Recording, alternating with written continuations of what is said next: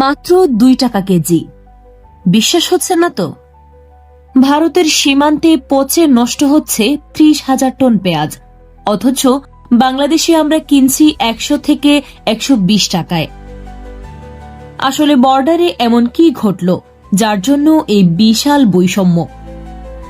গত 16 নভেম্বর 2025 থেকে দেশীয় কৃষকদের বাঁচাতে বাংলাদেশ সরকার ভারত থেকে পেঁয়াজ আমদানি পুরোপুরি বন্ধ করে দেয়, আর এর ফলে মহা বিপদে পড়ছেন ভারতের পশ্চিমবঙ্গ ও মহারাষ্ট্রের রপ্তানিকারকরা।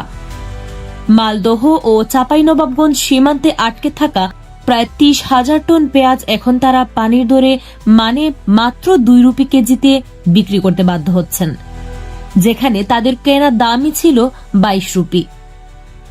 ভাবুন তো, কি বিশাল লোকসান!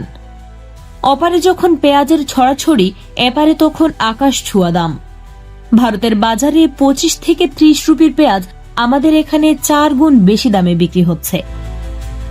যদিও সরকারের উদ্দেশ্য দেশীয় উৎপাদনকারীদের সুরক্ষা দেওয়া, কিন্তু সাধারণ মানুষের পকেটে যে বাড়তি টান পড়ছে সেটা কি ঠিক?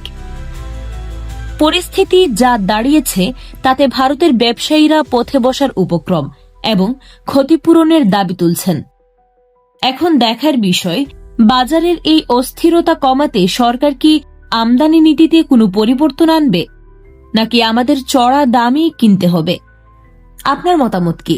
কমেন্টে জানান। এই ধরনের গুরুত্বপূর্ণ আপডেট পেতে আমাদের সঙ্গে থাকুন।